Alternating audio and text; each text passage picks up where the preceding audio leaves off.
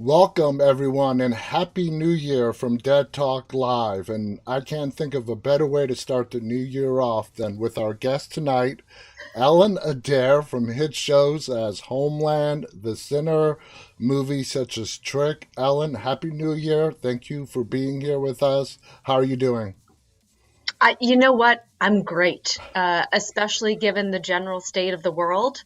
I feel like I might be an appropriate Happy New Year gift for the year 2022, which I sort of feel like is generally, you know, it's like read the room, years aren't happy anymore. A Exactly, little bit. exactly. Yeah. And let's just hope 2022 gets a little better than 2021 was. So, Just by the end, like if we can just have it be better by the end, I'll consider that a me success. too. Me too. I totally agree. And let's just get right to it.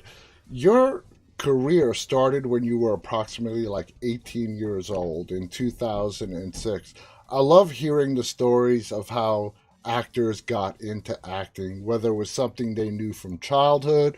And I've heard some actors' stories where they just sort of walked right into it and found great success. So, what was your story like, and how did you get into it? Yeah, I have wanted to be an actor since I can remember. Like, since I was a little child, I always wanted to be an actor, which I always say, like, belies some lack of personal development. That, like, that's what I wanted to do when I was 5, and here I am still just making believe for a living. I mean, I'm so lucky. So, yeah, I mean, though I wanted to be an actor when I was a child, I was not like a child actor. Hmm. I just was, doing kids' plays and theater camp and stuff like that. And my first sort of professional thing was theater, and it came when I was 15. I was Puck in A Midsummer Night's Dream with Nice. the Indiana Shakespeare Company. Yeah, which was really, really fun. So, that's I guess kind of where the journey got started. And come on, it's amazing. Like you said, you get to go on screen, pretend, have fun, and you get paid for it. I mean, come on, there can't be anything better than that. It's the best life. It's the actual best life. It Yeah. is. It is. Yeah. No, I mean, there's a lot of other things that aren't, actually getting to act and doing the craft that I feel like are the dues that actors pay in order to get to, just be like, I'm gonna pretend like I'm the sheriff and like you're the detective. And obviously, there's a reason that I thought of that particular scenario this evening. But like, yeah, it's just like being a kid and kind of being like, well, if I'm this and you're that, then like, what are we gonna do? It's the best. it is the best. So, like I said, you got your start in 2006, and you appeared in a lot of television shows, hit TV shows. You did some shorts. And then in 2019, well, that's when the movie was released, Patrick Lussier casted you in Trick. First off, what were your feelings in regards to horror? Because Trick is pretty gory. So, what are your feelings in regards to horror? Well, it's been a journey with me and horror, John. So I was actually raised without a television, and I didn't have a television until 2010.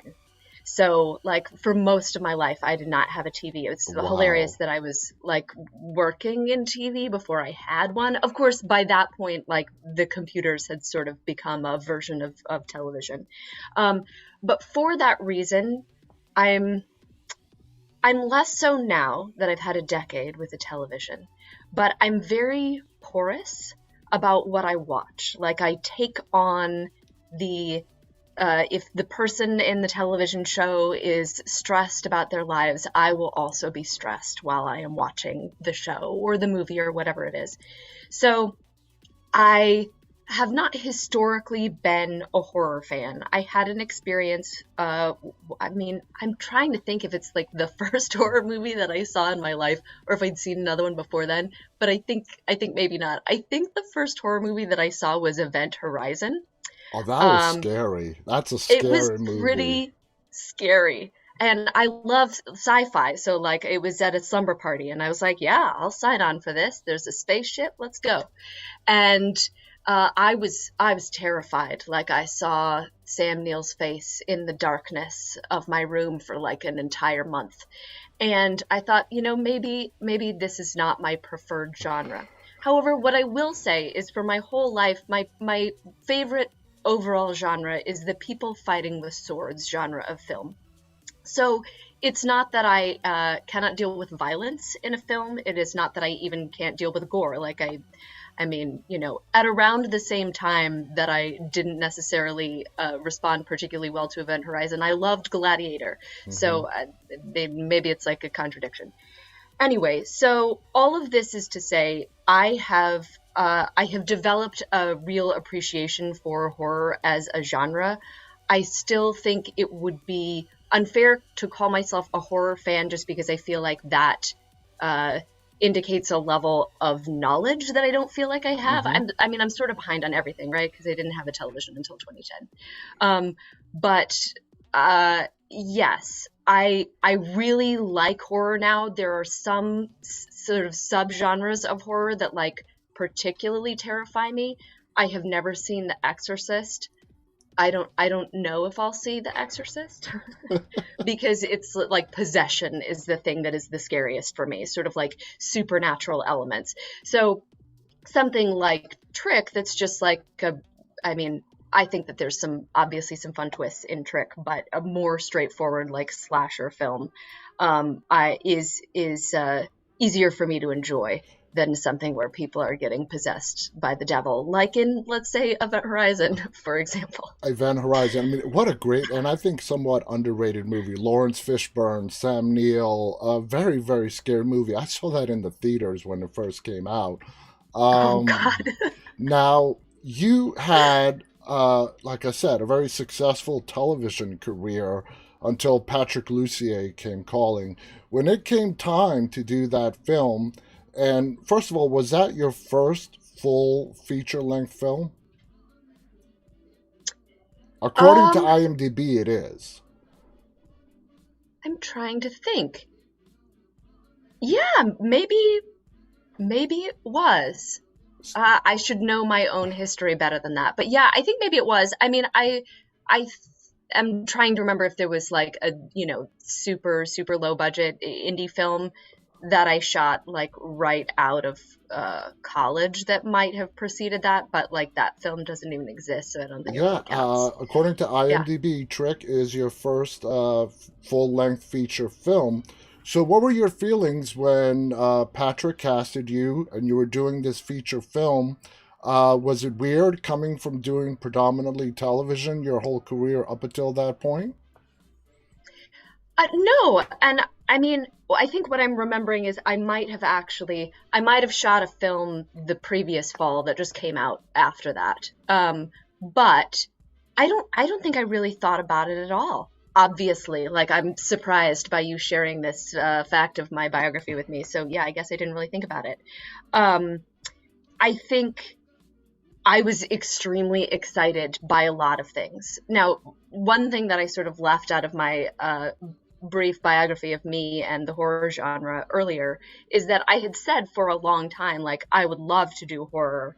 I really should do horror because I'm very easily scared. Like, it is very easily real to me. Mm-hmm. And yeah, I just like it's easy for me to make the scary thing real and have the shivers go up my spine.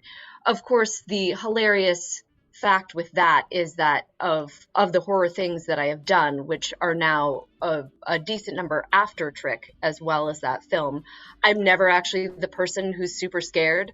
Like usually I'm the person who's like, I don't know, man. Like, is this real? that's that's me in that and a movie that I shot at the end of 2020 that's going to be out pretty soon, which is really fun actually. Anyway, I might have derailed myself slightly from your original question No, no, because I think I actually, forgot. you answered it. Because TV, I've had a lot of people tell me what's the big difference between television and film is the pacing. Television, Hmm. things are done really quickly. You gotta go by the schedule. In film, you have a little bit more leeway, maybe a little bit more time. Do you agree with that? Yeah, I think that that's true. I think that something that is not universally true that I've found, and it could just be that most of well, all of the films that I have worked in, I have never been in like a big studio film, have been independent on some level or another. And so consequently, there's just a little bit more of a collaborative element to them. There's a little bit more, I just feel like my ability to say, hey, what about this moment? What if I say this? And to be totally fine if that's not appropriate, but to like be able to offer that up is not something that I feel like, at least on the television shows that I have worked on, or at the level that I have worked in television, not being number one on the call sheet on a television show yet. I I have not sort of felt like there would be that freedom. Okay. So I think that that's certainly a difference. And yes, I would say that there's a difference in pace, but also I feel like there's a little bit of a difference in pace in horror and not horror in my experience so far. Okay. Which is just that, yeah, horror generally needs more space. Like everything even if you're ultimately the editor is going to chop out some of that time, I find that in the performing of it, very often the director will say, no, you can take a little bit more time with it. And me, of course, I think a lot of the sort of, not all of my early television roles, but a number of them are like fast talking lawyer and reporter types. And so I'm used to, jumping on my cues and saying what I can say as Chief quickly of as possible. staffs and And getting so out. on. Yes, exactly. Yeah. Yeah. I mean, I don't think I don't think I've ever gotten the note, great, but can you do it faster, on a film? And I have occasionally gotten that note on TV, but I have often gotten the note like, great, but like take your time with it, Nice. on in film. But the through line that I was sort of drawing is that I last year I worked on my first TV horror show, which is Archive 81, which is coming out in like 10 days on Netflix. Nice. I'm just in one episode of it, but it's like, it's so good. And I was just really, really honored to be any small part of it.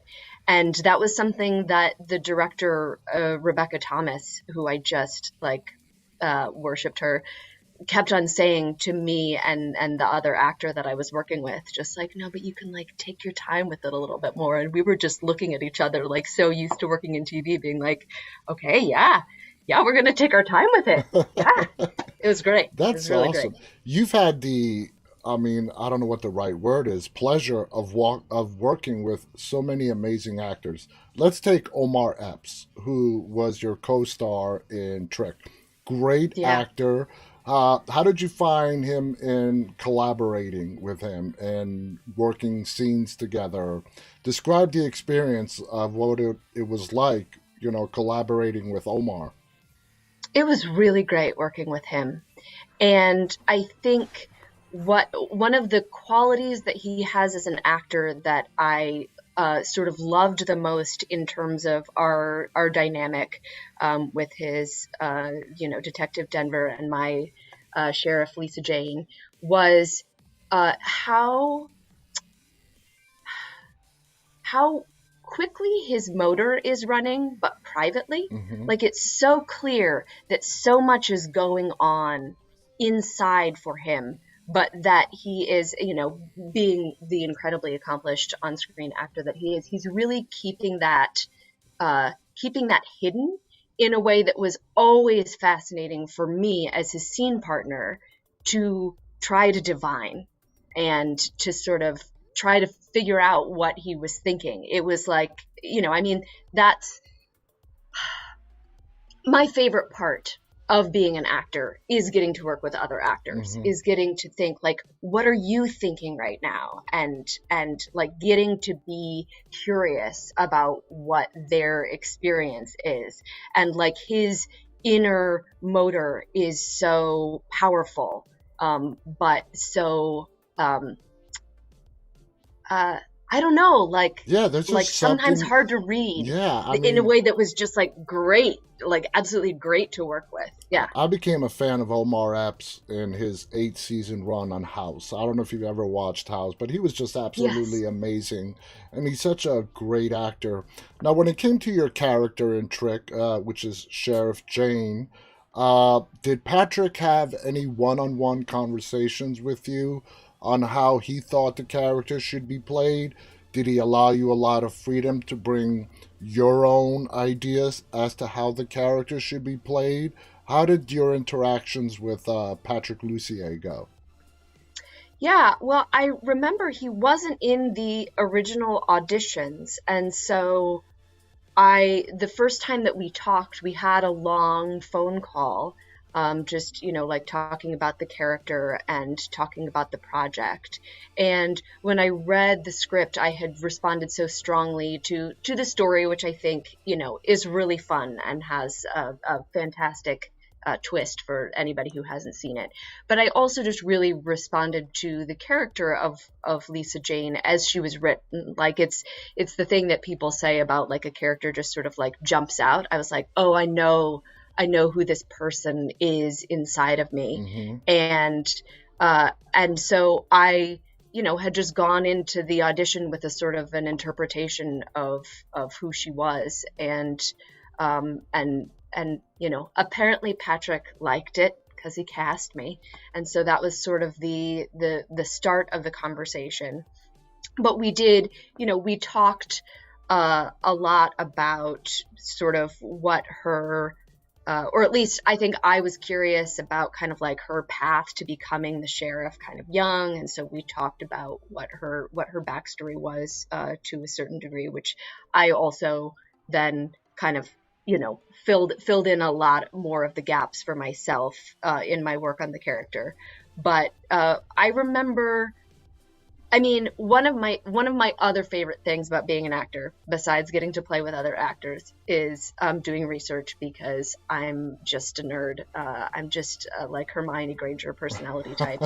So I remember being honest with Patrick about feeling like, I did not know a lot about the horror genre at that point. And so I said, what are some films that you want me to watch in sort of preparation for like, what's the mood of this? Or, where might I just kind of like take some inspiration for the tone of the film.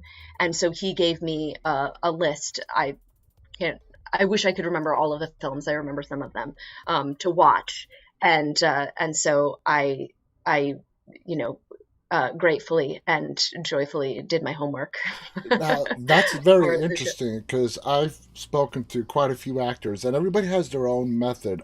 Some actors say the script is their guide, according to a character. When I asked a question in regards to backstory, so according to you, yeah, you have the material, you have the script in front of you, but it's important for you to play the character to its fullest, for you to fill in the stuff that we don't get to see on the screen as to what makes that character tick.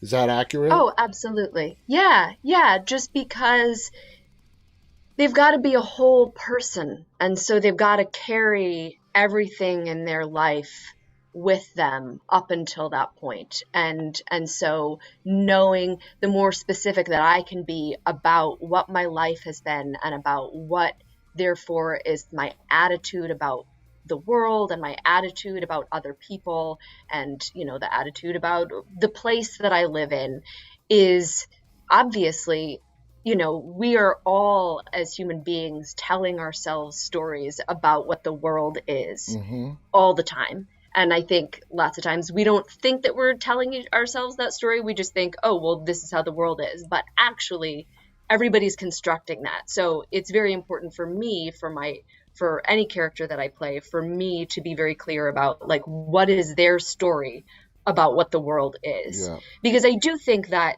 I think backstory is very important, but I think for me, it starts with the text.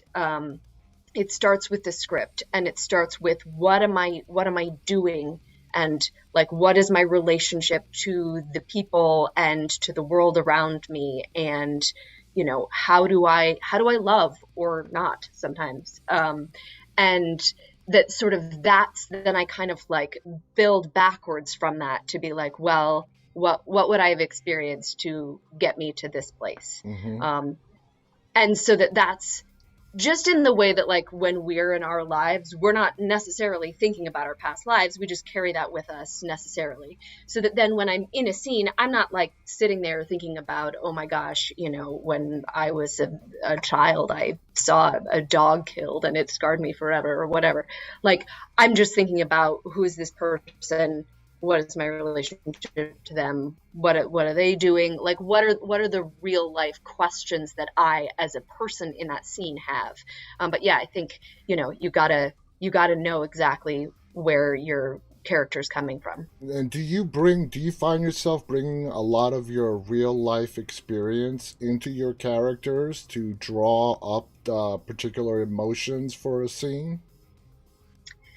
That's a great question. And honestly, I feel like it is, there are two different schools of thought about this. And I feel like I have, in my life, I have utilized both. And it's interesting that, see, I sort of came from the theater world first. And in theater, I would tend to not think about my own life, because what I found was that, like, the more that I thought about something, the more it lost its potency. So if I get to do a play for like 60 performances, or, even 30 performances, if I'm relying on thinking about my life, it's just not gonna work after the like seventh performance at the best. But the character's life, because it's always fresh to me, like in a way, because I'm not retrieving that memory, because it's happening to me right in that moment, Mm-hmm. that it was more regularly get me to the place Yeah. that the story wanted me to go to. However, I feel like with on-camera work, there's this. I've studied for many years with Bob Krakauer, who's just a great on-camera guy, and he has this word that, because it's sort of variously interpreted, I think is maybe even kind of being phased out, but it's personalization.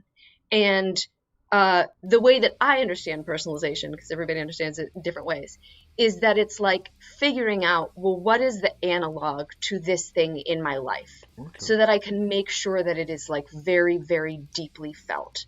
So I will do that work when I'm like literally first thinking about the script. So if I'm like, well, who is this character to me? Like, who is a person that is like this to me in my life? Or if there's not that person, I'll try to imagine like an actor that I know really well playing that part, just so that it sort of like gets into my gut a little bit better. Yeah. Or I'll be like, well, this memory that this person has, what is something that is sort of a similar memory in my life, or what is like a similar relationship that I have. And so I kind of go into those places, but then once I'm actually doing it, I don't think about my life. I just think about the person's life, the The character's life. character. Yeah, totally Yeah. makes sense. Now, the sheriff that you play in Trick, Patrick breaks a lot of the stereotype types in regards to the final girl, makes your character a very strong female presence in the film. In fact, the movie starts off with Omar Epps' character sort of being the lead, and then about halfway through, you become the lead in the story. At least that's how I interpreted it. I'm delighted to hear that. I always thought it was Omar's story. How do you feel about how Patrick empowered Sheriff Jane, and how he incorporated that into the script? Well, I mean, it's one of the things that really, really drew me to the script, was, how strong my character, and also I think how strong Cheryl, Christina Reyes's character. Christina does a beautiful work in the movie, and in some ways, like I could see somebody being like, actually, it ended up being Cheryl's movie because Cheryl has like the farthest distance between 2 points, in the film.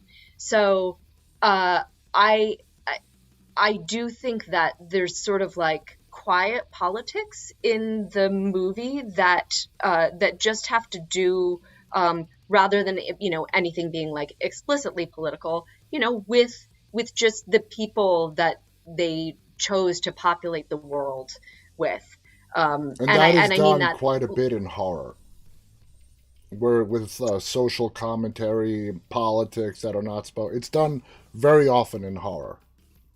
This is one of the things that really makes me like the horror genre a lot, is that I feel like every horror movie that I've ever seen is always about something else Hmm. also.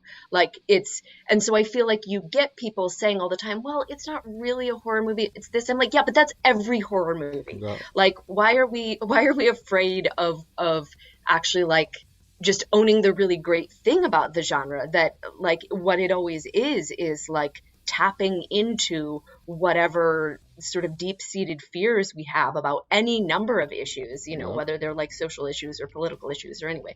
um Sorry if I got No, no, got no. us off tangent again. That's like my special skill. It's just being like, oh, what's I this, love that's it. I interesting. love it. um, so yeah, I mean, the strength of the women in the movie, and like the strength of Sheriff Jane in particular as the role that I was auditioning for, just really, really excited me.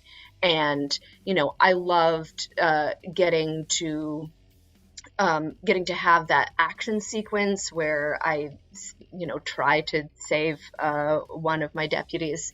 Not to spoil anything, it's not entirely successful. But like that kind of thing was very exciting to me in the reading of it, and like so fun in the doing of it. Like I was just like, yeah, like I just want to shoot an action movie. It's so much fun. It's so much fun. Would you say that this role has been to date maybe your most physically demanding and also psychologically demanding role that you've had? Uh, I would say to date, it probably is the most physically demanding role that I've had. Although I am cast in another movie that doesn't have an exact time frame for when we're shooting, because you might have heard there's like this global pandemic. Um, and I think that will be more physically challenging, in a great way. Like I'm really excited for it. And in terms of psychologically demanding, that's a very interesting question. And I I don't know. I feel like I shot another horror movie last summer, that I cannot share the name yet. Okay. But I had a great time. It's with a company called Philly Born Films. Mike Walsh wrote it and Bridget Smith directed, and I just had a great time. And that was a very, very psychologically complex film to shoot. And I feel like there's more there are more highs and lows with that. Whereas I feel like with Trick, and I feel like in some ways, even though they're very different people with different views of the world, like Lisa Jane is put through the ringer in Trick, in a way that I sort of feel like Bess in The Sinner also is. Hmm. Like, there's not a lot of days in Trick where you're like, this was a good day for Sheriff Lisa Jane. um, but yeah, I think that there's so much interesting things to mine in shooting Trick, with sort of my relationship with Denver and Cheryl and the other people in the town, and my, like, I think almost like mothering need to try to take care of my town and to feel like I'm constantly failing in that. Yeah. Yeah, was hard. Now, okay, now let's move on to some of your TV work. You've appeared in two of at least my favorite shows, critically acclaimed. You've appeared in season 2 of The Sinner and season 7 of the Emmy Award winning Homeland. Two great shows, great casts. Let's start with The Sinner. Of course, it stars Bill Pullman and Jessica Biel. Not only was the star in the first season, but she's like sort of the main executive producer of the entire show. When it came to The Sinner, was Jessica on the set a lot of the time? Or was she sort of in the background? What was her role as the executive producer on that show? She was definitely on set. Okay. I don't know that she was on set. I don't know. I certainly didn't see her every single day that I filmed, but I have a distinct memory of fangirling her very early in the process when I got to meet her, because I think that her performance in the first season of that show is one of my favorite television performances that I've ever seen. I Cora, think yeah. she's just stunning. And so, I felt like I had to tell her that the instant that I saw her. That is Yeah. what got a lot of people hooked on that show, is not only her performance, the chemistry between her and Bill Pullman was phenomenal. Was Oh, phenomenal. Now, in The Sinner, your character dies in the very first episode, if I'm remembering correctly, near the very, very beginning. But the beauty of The Sinner is the way they tell the story. I think that's mhm. a big reason why it was such a successful show, is it has a very unique way of storytelling. Do you agree with it? Do you like that way of storytelling? Oh, I love it so much. Yeah, in which it's sort of like the mystery is unraveling back and learning some of the backstory. Like I love when like what happened in the past ends up sort of fulfilling a narrative function Mm-hmm. in something that's being created. Uh, like another example of this that's a horror thing that you might know is the film The Battery. Do you know that film? Jeremy Yes. Gardner Yeah. film? Yes. Yeah. And I love how early in the film it's planted that like wait something happened to them and you don't actually find out what that was until the end of the film. Like it has a sort of a narrative payoff what happened in the past, as Yeah. opposed to being sort of like we've got to get all the exposition out in the first 10 minutes so that then we can go on our journey. So yeah, I mean, I think that that's very satisfying. I'm watching Station 11 right now. I don't know if you're also watching it, I'm not. and I'm and not the way, watching that yet. Yeah.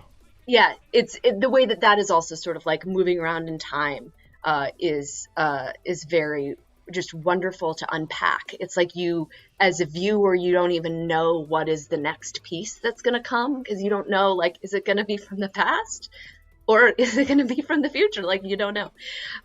So yeah, I think that that's one of the things that's really wonderful about the way that Derek Simmons has constructed all 4 seasons of The Sinner so far. Yeah.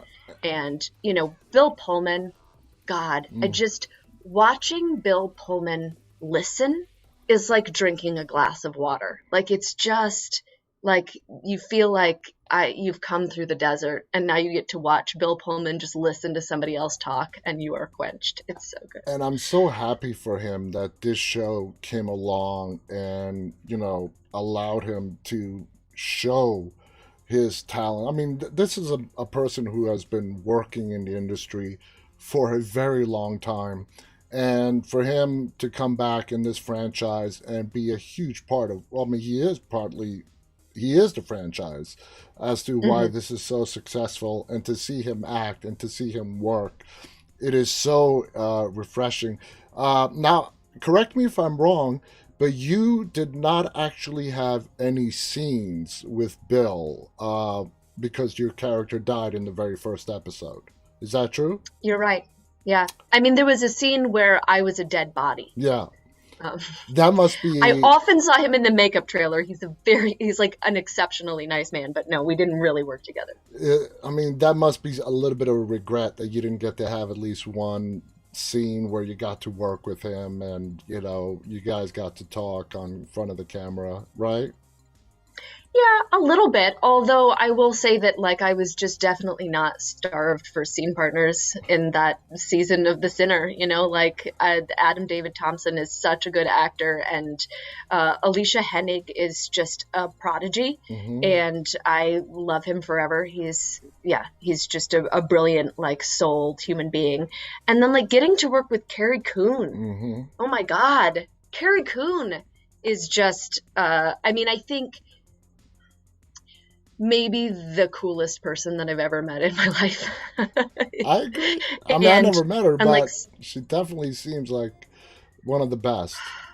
such a good actor. Like such, oh my God, just yeah, great. And like Hannah Gross. It was a really wonderful season for, as long as we're talking about like strong female characters, for a lot of really strong female characters. I still remember one time when Carrie said, if a bunch of women are talking about a man, but he's a baby, does this pass the Bechdel test? And I was like, good point, Carrie Coon. Yeah.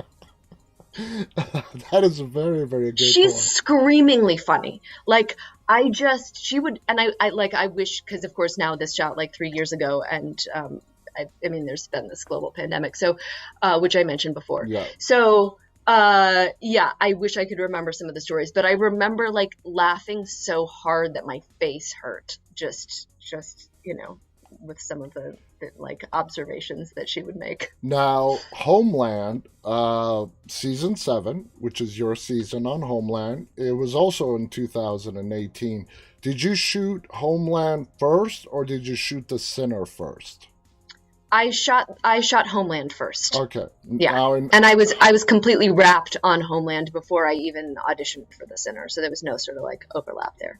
Okay. Now, Homeland, Emmy award-winning show, a brilliant cast again. Claire Danes, Mandy Patinkin. I mean, it goes on and on. Was there any kind of an intimidation factor when you got cast and you came on the set with all those actors? Were you intimidated at all? Did it make you feel welcome, part of the family? How did that all work out? I would say that they made me feel immediately welcome. And it's funny, I don't remember being that intimidated. I just felt excited. I just felt like, yeah, like I get to play with some of my heroes, Hmm. and this is the best day of my life.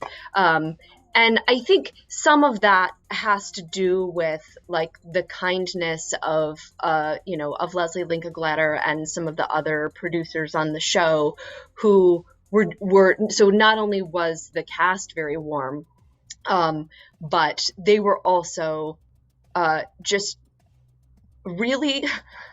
I don't know how to say this without like sounding grandiose. They seemed very thrilled with what I was doing, That's like awesome. from the get-go, in a way that I was like, oh, well, okay, I guess if you like what I'm doing, I can just keep doing that. And I was told by some of the writers that they sort of enjoyed my take on the character so much that my character ended up being much larger than she was going to originally be, which is, I think, the best compliment, and like Yeah. I will hold to my heart on my deathbed, whenever that should be. Yeah. You have um 5 episodes in season 7 of yeah. Homeland. Now, Mandy Patinkin, I would have to say he is in my top 10 favorite actors. Everything he does, he makes amazing. I was so sad when he left Criminal Minds after 2 seasons, and he was very clear about it. He's like, this show is getting a little bit way too dark for me. And I Mm. respect him for that, you know? And he landed on Homeland, and him and Claire Danes and their chemistry together on that show is, again, what made that such a winner. And you play the chief of staff, working opposite your Senator Sam Paley is the character's name. Dylan Baker, another phenomenal actor. What was your experience like with Dylan? Oh, it was the absolute best. So a sort of a funny story is that like maybe the second day that we worked together, he said to me, like, oh, you look kind of familiar to me. And I said, oh gosh, well, I was hoping this wouldn't come up, but in like 2011, I fangirled you in the Times Square train station right after I'd seen God of Carnage. I'm very not shy about telling actors how incredible I think that they are. Like, it just, I don't know. Maybe it could be because I feel enough like that we are peers that I'm just like, you should know how great you are, is how I feel all the time. So yes, I had just walked right up to him, and he was so kind and so gracious. This is like when I was, nobody, like 7 years before we would ever work on Homeland together. And he was just kind of like, oh, that's nice, and I told him, like, you were so nice and it made my week. And it wasn't until like later that week, like a week later, we were still shooting the same episode, and he mentioned something about Billions, and I just sort of offhand, I was like, oh yeah, like I'm on that show. And he was like, oh, that's where I saw you, you were on Billions. And I had revered Dylan Baker, obviously, like for so many years. The thing that I said to him when I met him in the Times Square train station is, like, Dylan Baker classes up everything that he does. Yeah. Like, whatever I'm watching, if Dylan Baker is suddenly there, it's immediately like 10 times better. And so, like, that had been such a deeply held belief for me for so long that it never occurred to me that Dylan Baker could have seen me in something. That is such a great story. Oh, gosh. And the thing to know about him, because, he is usually, just because it's like the storytelling of his facial features, he's usually playing a bad guy. He is, like, perhaps the nicest person that I've ever met. He's like, it's so kind, like really like excessively and unnecessarily generous, I would say. So yes, I just want to spread the gospel of Dylan Baker all the time. That is awesome. Speaking of Times Square, are you a native New Yorker? No, I'm from Philadelphia originally. Okay. Yeah. All right. Yes. But I lived in Queens for 12 years now, so by some metrics, I have gained my New Yorker card. Well, you know how that I was born and raised in Queens, so we're in Queens. Literally a mile down the road from Citi Field, and in Corona, Jackson Heights, Elmhurst. I'm in Jackson Heights. We're neighbors. I mean, I'm not there now. I own my house there. We're spiritual neighbors. Yeah. I live outside D.C. now, but I still own my home in Queens, the home that I grew up. Wow, I can't believe you're in Jackson Heights. That is so cool. But I love Jackson Heights so much. It feels to me more like my home than anywhere else in the United States. Like, really? I just feel a spiritual kinship with it so much. Like, there are moments, as I think probably anybody in this country, no matter like what side of the political divide you happen to fall on, there are moments where everybody in this country is like, gosh, I just don't know how I feel about the state of this country. And I certainly feel that way, but like, there's not a day that like I would not fight and die for Jackson Heights. Well, just because, in order to become, if you're not born in New York, we have a little, inside New Yorker thing that to be an anointed New Yorker, you have to be anointed by somebody who was born and raised there. And just because of that comment, Ellen, I am anointing you a true New Yorker. Today is the day. Oh, thank you. Oh, Happy New Year to me. That is so fast. This has been such a fun chat. Now, you have a lot of upcoming projects that are in post-production. Which one are you most excited about that we should keep an eye out for? Gosh. Oh no, don't make me pick one of my children. I'll just say these are the next two that should be coming out, and they're both horror or horror adjacent. And one of them is Archive 81, based on the podcast. Again, I'm just in one episode, but like I was like, I will do anything to be in this after. And that sounds like an alien sci-fi type thing. Is that accurate? Yeah. I mean, I think it's certainly like within the like large and beautiful arms of the horror genre myself. Okay, nice. Yeah. And what's the other one? And I mean, I don't actually know how it ends. Like I didn't read the whole thing, so I don't know the degree to which they're aliens or not, to be honest. So Okay. I can't even give you a spoiler. And the next thing that should be out is this movie Cryptid, which is a monster movie. So it's in that like particular subdivision of the horror genre that I had a great time working on. I mean, would you say that Trick has really opened your heart and even maybe grown a fondness to the horror genre? Absolutely, it has. Yeah, I Nice. mean, also my husband is a huge horror fan, and so he has been very much enjoying me. I think, yeah, just like getting more and more into the genre. And I mean, it's to the degree that like he and I are writing a horror comedy together right now. Nice. Yeah, That is so yeah. awesome. Ellen, thank you so much for coming on here. I had a blast talking with you. You are such a fun, talented actress, and I'm excited to see future stuff from you, and it's going to be awesome. I loved you in Trick, Homeland, The Sinner. Like I said, I think you're a really, truly talented actress, and you can do anything you set your mind to. And it's a true honor and pleasure to watch you on the screen. Oh So, my goodness. no, I mean it. Thank you so much. Are there any final thoughts you want to share with our audience before we go? I want to thank you for having me on this show. It's been a real blast for me too. And thank you for giving me those beautiful compliments and also anointing me as official New Yorker. You are. You're one Like of this us is like, now. yeah, like January 4th, 2022. This is a big day in my life. And I'm so grateful. My And wife's best 2022 is friend has been already off to a better start. My wife's best friend has been living in New York for the last 20 years. I still have not granted her that. She has not earned it. Not yet. Well, that means all the more, And I'll just hope that her day will come.